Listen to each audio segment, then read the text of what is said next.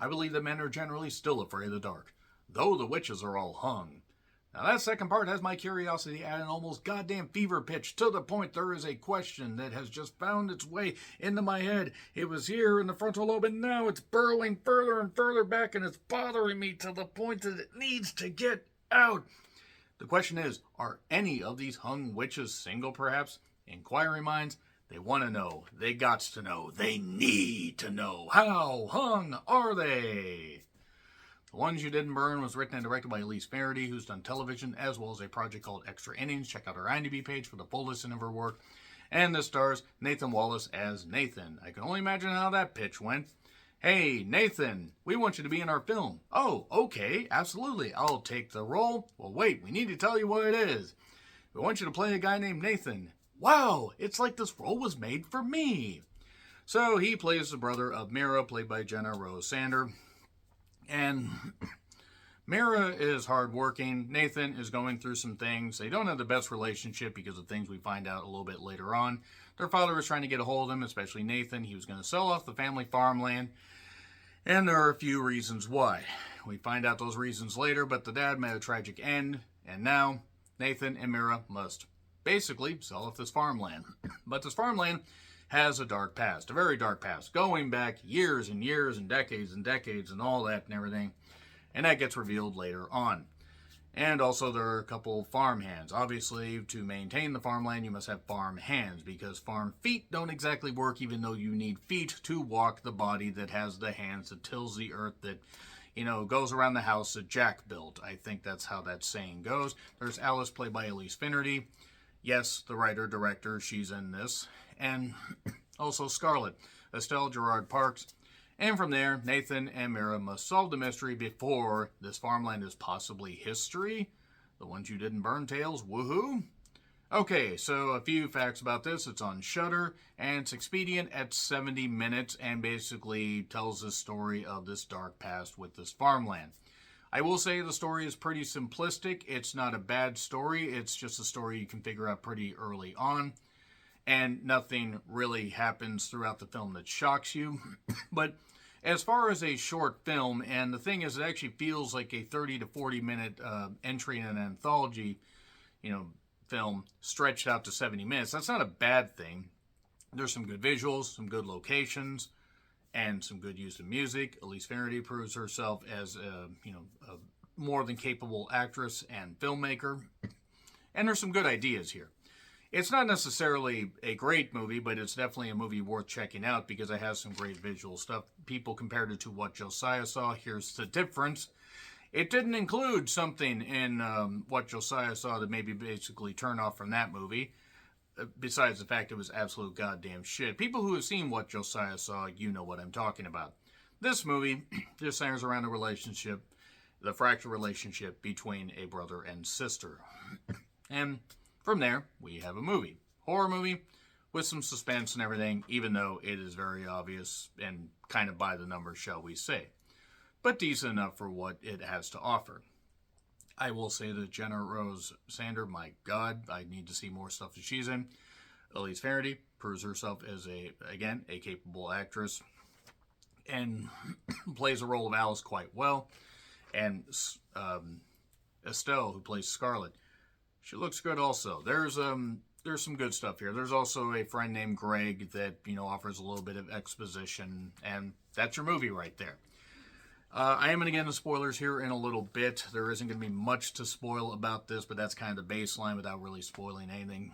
Shudder offers some great horror movies. It's not a Shudder original, but it is something that they got. And it's worth checking out. It's worth checking out to see, somebody, doing a project that obviously was a bit of a passion project and seeing, where they go from here. I look forward to seeing what else Elise Faraday can end up doing. And the cast did fine, considering the short run time. And not even in low budget, and not a knocking way, but obviously with the limited resources, they did a good enough job here. So I'm going to get into spoilers. 3, 2, 1, and spoilers. Okay, so that quote that I said in the beginning actually came from Henry David Thoreau. I do want to know about these hung witches more. That's not a magic wand in your pocket. You are happy to see me. So, basically, Nathan is having some nightmares. Nathan's also a recovering drug addict. This gets revealed later on. Always stay in touch with your parents, otherwise the occult will come after you. That's the lesson of this movie, I think. Then Greg finds Nathan while he's riding his bike, because he's a recovering addict, so he doesn't drive, or doesn't have a car. Hey, how'd your dad die? That's a good conversation starter. There you go. And I wrote down, me thinks that Alice is the leader. She was. She was the goddamn leader. Why the hell wouldn't she be? And this is basically a way for a coven to get revenge on the family that basically, you know, their lineage had killed a whole bunch of their bloodline. That's basically it. And then everybody greets Greg with, oh, hi. Yeah, that's an appropriate reaction. Looking at the character of Greg, not the actor, but the character of Greg, you feel like you need to pressure wash yourself if you're within 50 yards of him. Again, the character, not the actor. And then Mira's hanging out with Alice and Scarlett. Have you ever swam naked in the ocean? They're asked, yeah, do LSD with the witches. Why wouldn't you? That's smart. And then Nathan does a whole bunch of drugs with Greg and drinks and does that. And he's having more nightmares. There's stuff in his dad's journals. It looks like some imagery that turns out to actually factor into this whole thing a little bit later on. Alice kind of, you know, needles Nathan because Nathan is the most susceptible. They get Mira into their web of witchiness. The land is cursed, is what Greg said, because obviously it would be cursed. Why the hell wouldn't it be? The line is, we never forgot. We never forgot. And they were getting revenge, and basically it's implied that Dad actually was killed by the witches. Maybe they were never actually farmhands to begin with. And Mira says she's not going to sell the farm because she's caught in the witch's web. And then it turns out, wait, the farm actually was home to a whole bunch of witches being killed. Geez, it's almost like the family actually had something to do with. Oh, they did. They did. And there's a symbol on some papers. Mira gets something sewn into her, so to speak, a witch's symbol, a triangle of some kind. And they're going for their revenge. And then Nathan decides to burn the field, beautiful sunflower field, with all of like 3 gallons of gas, so I hope it was a very dry day, because I don't think that would make much of a dent.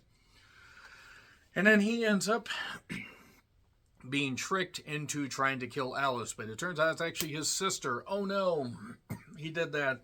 And then he's all depressed, and his sister, I guess, is a ghost now and whatever. And the ending it just kind of happens. It just kind of happens right there.